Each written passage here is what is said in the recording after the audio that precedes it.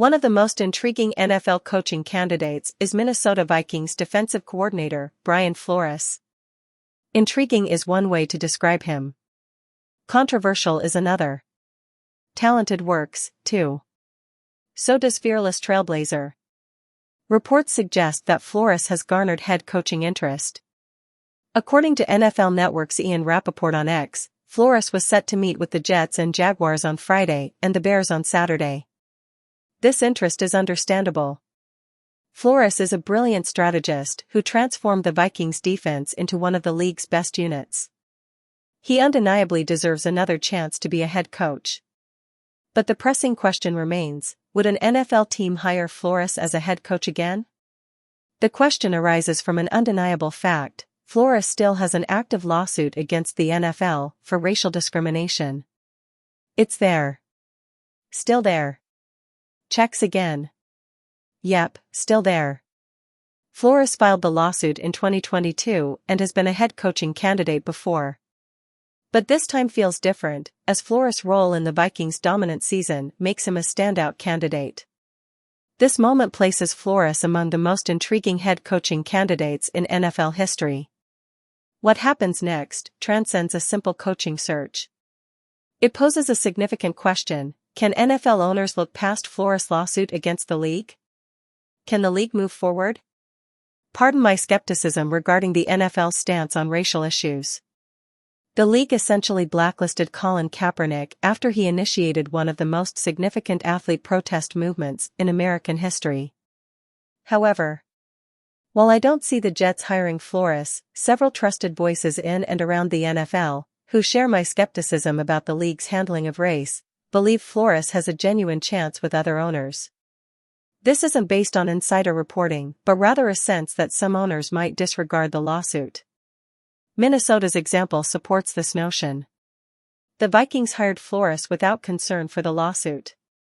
He was warmly welcomed. Obviously, diversity is important to me as well, Flores said during his introductory press conference. I'm not going to run away from that.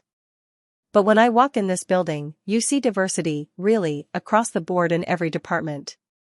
That's exciting too. So, those are things that are ongoing. Obviously, the lawsuit is ongoing, but I'm where my feet are. Right now, my feet are right here in Eden.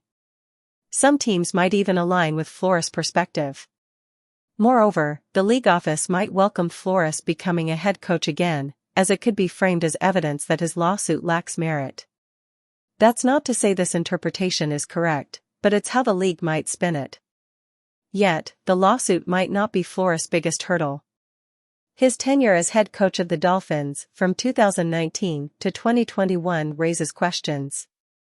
Quarterback Tua Tagovailoa described Flores on a podcast as a terrible person. Flores responded, "Look, I'm human." So, that hit me in a way that I wouldn't say was positive for me. But at the same time, I've got to use that and say, hey, how can I grow from that, or how can I be better? And that's really where I'm at from that standpoint. Do I feel like that's me? No. But how can I grow from that situation and create a world where that's not the case, where anyone says that about Brian Flores? Another potential concern stems from quarterback Ryan Fitzpatrick's comments on a podcast. Fitzpatrick, while emphasizing his respect for Flores, shared his perspective.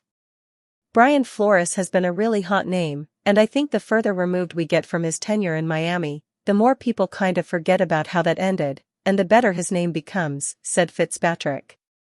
He went to Pittsburgh and got to learn under Mike Tomlin and see how he led. And now he's been in Minnesota with Kevin O'Connell.